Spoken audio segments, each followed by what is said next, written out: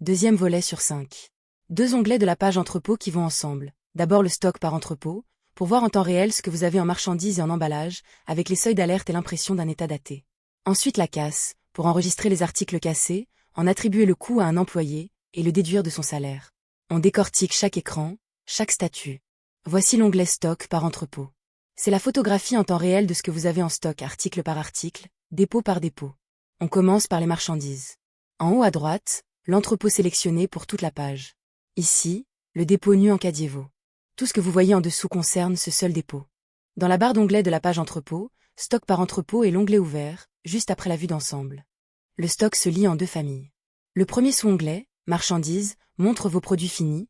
Le second, emballage, les casiers et les bouteilles consignées. On est sur marchandises. Une barre de recherche pour retrouver un article par son nom ou son code, utile quand le catalogue est long. Et à droite, imprimer le stock. Il génère un état papier daté de tout votre stock. On le verra en détail dans un instant. Le tableau, lui, donne tout en un coup d'œil. Pour chaque article, sa quantité réelle, sa prévision, ses seuils minimum et maximum, et son statut d'alerte. Prenons la première ligne, THB 65 centilitres en vert, dans le dépôt nu en Cadiévo. Suivons ces colonnes une à une. La quantité réelle, c'est ce qui est physiquement dans le dépôt aujourd'hui. La prévision tient compte des mouvements en attente, un transfert validé mais pas encore reçu, par exemple. Le chiffre entre parenthèses montre l'écart à venir. Le seuil minimum. Sous cette quantité, l'article passe en alerte bas. C'est votre signal de réapprovisionnement. Pour les produits dans un dépôt précis, ce champ est modifiable directement ici. Le seuil maximum, au-dessus, l'article passe en excès. Cela évite d'immobiliser trop de trésorerie dans un dépôt. Comme le minimum, il se saisit directement et s'enregistre tout seul. Sur cette première ligne, le statut est OK. La quantité est confortablement entre le minimum et le maximum. Rien à faire, l'article est sain. Juste en dessous, un statut bas, en rouge, la quantité est tombée sous le seuil minimum. C'est le moment de lancer un bon de commande ou un transfert pour réapprovisionner. Et ici un statut excès. En ambre, la quantité dépasse le maximum. Trop de stock dormant, l'occasion de répartir vers un autre point de vente. Passons au second sous-onglet, les emballages. Ce sont vos casiers et vos bouteilles consignées, le nerf de la guerre, car chaque vide non rendu, c'est de la consigne immobilisée. On a basculé sur emballage. Le tableau ne montre plus les produits finis, mais uniquement le parc de casiers et de bouteilles. Première ligne, le casier Cajo Star de 20 bouteilles, celui qui transporte le THB 65 centilitres. On suit sa quantité comme pour un article ordinaire. Une colonne type apparaît, propre aux emballages. Ici le badge casier, en ambre, distingue ce contenant des bouteilles. Plus bas, le badge bouteille, en rose. Par exemple la bouteille Star 50 à 65, consignée à 500 ariary. Casier et bouteilles sont suivis séparément, pour un comptage juste de toute la consigne. Le statut suit la même logique que pour les produits, bas, excès ou OK, selon les seuils. Vous savez à tout instant s'il vous manque des casiers pour livrer, ou si trop de vide s'accumule. Revenons aux marchandises pour un cas particulier, l'article jamais configuré dans ce dépôt. Cadji l'affiche quand même, pour ne rien oublier. Son statut est non listé, en ambre avec un triangle d'alerte. Cela veut dire que cet article existe au catalogue, mais qu'aucun seuil n'a encore été défini pour ce dépôt précis. La quantité s'affiche en grisé, à 0. Pour l'activer, il suffit de saisir un seuil minimum directement dans la case. On complète le maximum, et l'article entre aussitôt dans le suivi normal de ce dépôt, avec ses propres alertes. Plus rien ne passe entre les mailles du filet. Revenons en haut et ouvrons l'impression du stock. C'est précieux pour un inventaire papier, ou pour photographier le stock à une date donnée. L'assistant d'impression s'ouvre. 3 réglages avant de générer l'aperçu. Quel entrepôt, quel type de stock et à quelle date. D'abord l'entrepôt concerné. Un clic ouvre la liste de tous vos dépôts et points de vente accessibles. Ensuite, le type de stock à inclure dans l'état. Tout, uniquement les produits, ou uniquement les emballages. Tout, imprime l'ensemble, marchandises et emballages sur le même état. Produit, ne garde que les marchandises finies. Et, emballage, ne sort que les casiers et bouteilles consignées. Vous imprimez exactement ce qu'il vous faut. Le troisième réglage est puissant, la date du stock. Par défaut, le stock actuel. Mais vous pouvez remonter dans le temps pour reconstituer le stock tel qu'il était un jour précis. Avant de générer, ouvrons la liste des entrepôts pour bien comprendre ce sélecteur. Voici tous les entrepôts auxquels vous avez accès, du dépôt principal au point de vente. On choisit, par exemple, le dépôt nu en Cadiévo. La case se coche, la liste se referme, et l'état portera sur ce dépôt-là. Et voici le calendrier de la date. C'est ce qui rend l'impression rétroactive. Cadji rembobine les mouvements pour reconstituer le stock à la date choisie. En haut, la navigation par mois. Les dates futures sont désactivées. On ne peut imprimer que le passé ou le présent. On clique un jour et il se surligne. L'état reflétera le stock exact arrêté à cette journée. On peut même préciser une heure, pour figer le stock à un instant donné, utile après un gros mouvement dans la journée. Le bouton aujourd'hui remet le stock actuel, si on veut finalement pas de date passée. On valide la date choisie, puis on lance la génération de l'aperçu. Voici l'aperçu, un état du stock propre, en format A5, prêt à être imprimé ou archivé. Tout est calculé pour vous.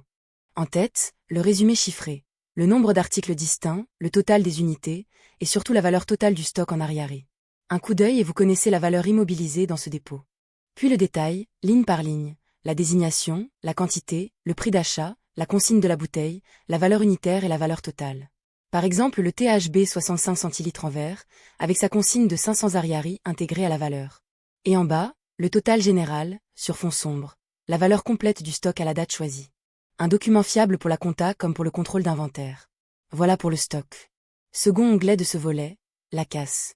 C'est ici qu'on enregistre les articles cassés ou défectueux produits comme emballage pour sortir la perte du stock, et surtout, en attribuer le coût à un employé. On reste sur la page entrepôt, mais sur l'onglet casse. La logique d'entrepôt sélectionnée s'applique toujours. À gauche, une recherche pour retrouver une fiche par son numéro ou son entrepôt. Au centre, 3 filtres de statut.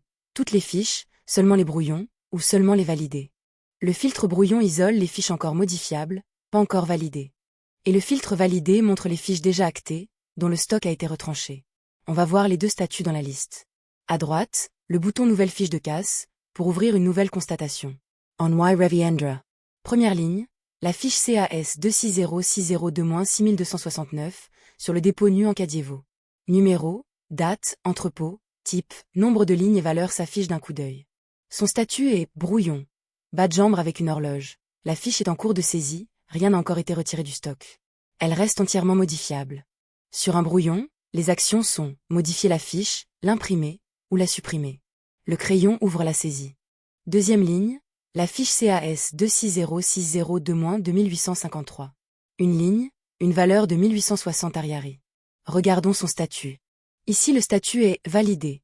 Badge vert avec une coche. La casse a été actée, le stock retranché, et la déduction de salaire créée. C'est définitif. La fiche n'est plus modifiable, seulement consultable. Pour une fiche validée, le crayon disparaît, il ne reste que l'œil pour consulter, et l'imprimante. On ne peut plus rien changer. Créons une fiche de bout en bout. Cliquons sur Nouvelle fiche de casse. À la création, 3 choix de départ. La date de la casse, l'entrepôt concerné, et le type de casse. La date de la casse, le jour où la perte a été constatée. Par défaut, aujourd'hui. L'entrepôt, obligatoire, il détermine de quel stock les articles cassés seront retirés. Prenons le dépôt nu en Cadiévaux. Et le type de casse, qui décide du catalogue utilisé pour les lignes. Ouvrons-le. 2 types possibles, et le choix est structurant. Casse produit, retire des produits finis du stock, et s'ils sont consignés, leur consigne bouteille est comptée dans la perte. Casse emballage, retire des bouteilles ou des casiers vides. On choisit casse produit pour notre exemple, puis on crée la fiche. Voici le cœur de l'onglet, la fiche de saisie. Tout se joue ici, la date, la période de déduction, les articles cassés, leur attribution à un employé, et le total. Prenons chaque élément. En haut, le numéro de la fiche, généré automatiquement, et le badge du type, ici, produit. La date de la casse reste modifiable tant qu'on est en brouillon. À droite, un champ essentiel, la période de déduction sur salaire. C'est le mois par exemple juin 2026 sur lequel le coût de la casse sera retenu sur la paie de l'employé fautif. Il devient obligatoire dès que la fiche a une valeur. Sous l'entête, le champ d'ajout, on recherche un article cassé dans le catalogue limité au produit, puisque la fiche est de type produit. Ajoutons par exemple un THB 65 centilitres en verre. Chaque article ajouté devient une ligne. Pour chacune, l'article, la quantité cassée, l'employé responsable, le prix unitaire et la valeur. Détaillons une ligne. La quantité cassée se saisit ici. Disons 2 THB 65 centilitres. La valeur de la ligne se recalcule aussitôt, quantité multipliée par le prix unitaire. L'employé, marqué d'un astérisque. Chaque ligne doit être attribuée à quelqu'un, car c'est sur son salaire que la perte sera déduite. La première ligne est déjà attribuée à Rivo Fabrice. La deuxième ligne, elle, n'a pas encore d'employé. Elle s'affiche en rouge avec la mention « Employé requis ». Cliquons pour lui en attribuer un. La liste des employés actifs s'ouvre. C'est la personne tenue responsable de cet article cassé. On peut faire défiler ou taper un nom. Chaque case doit être imputée nominativement, pas de perte anonyme. On sélectionne par exemple Jean de Dieu. La deuxième ligne est désormais attribuée, et l'alerte « Employé requis » disparaît. Toutes les lignes sont en règle. Plus bas, Cadji regroupe automatiquement les déductions par employé. Pour chacun, le total qui sera retenu sur sa paie de la période choisie. C'est ce qui partira en déduction de salaire à la validation. La bande de récapitulatif fait le bilan de la fiche. Le nombre de lignes, le total des unités cassées, et à droite la valeur totale cassée, en rouge. 2 issues. Enregistrer le brouillon sauvegarde la fiche sans rien retirer du stock. On peut y revenir plus tard pour la compléter ou la corriger. À gauche, le lien supprimé permet de jeter un brouillon devenu inutile, possible uniquement tant que la fiche n'est pas validée. Et le bouton rouge, valider la casse. C'est l'action définitive, elle retire le stock et crée les déductions. Cliquons pour voir l'étape de confirmation. Avant d'acter, Cadji demande confirmation, car l'opération est irréversible. Le message résume tout, le nombre de lignes, le montant qui sera déduit du salaire et la période concernée. Si une quantité dépasse le stock disponible, une alerte prévient que le stock passera en négatif, à vous de décider. On confirm. Le stock est immédiatement retranché dans le dépôt, les déductions de salaire sont créées pour la période, et la fiche bascule en validé. Tout est tracé, plus rien est modifiable. Une fois validée, on rouvre la fiche avec l'icône œil, elle s'affiche en lecture seule. On vérifie, on ne modifie plus. En en-tête, le badge vers valider confirme que la fiche est close et que ses effets sur le stock et les salaires sont actés. Les lignes sont figées, chaque article cassé, sa quantité, l'employé imputé, le prix unitaire et la valeur. C'est la trace exacte de la perte. Un rappel en bas indique que la fiche est verrouillée. Pour l'archiver ou la transmettre, on passe par l'impression. Cliquons sur Imprimer pour générer le document officiel de cette casse. Voici la fiche de casse imprimable, en A4. Un document propre et officiel, prêt à être signé. On y retrouve le numéro, la date, l'entrepôt, le statut, puis le tableau des articles cassés avec employé et valeur, le total de la casse, et 2 zones de signature. Responsable entrepôt et direction. La preuve écrite de la perte et de son imputation. Dernier point, sur un brouillon cette fois, la suppression. Depuis la liste, on clique l'icône corbeille d'une fiche en brouillon. Supprimer un brouillon demande aussi confirmation, pour éviter toute fausse manœuvre. On confirme, et le brouillon disparaît. Rappelez-vous, seules les fiches en brouillon peuvent être supprimées, une fiche validée, jamais. Voilà tout le cycle de la casse, et le stock par entrepôt. Rendez-vous au volet 3 pour les transferts. Vous savez maintenant lire le stock de chaque dépôt, fixer les seuils d'alerte, imprimer un état daté, et gérer la casse de A à Z du brouillon à la validation irréversible, avec la déduction sur salaire. Dans le volet 3, nous suivrons les transferts d'un dépôt à l'autre. À tout de suite dans Cadji.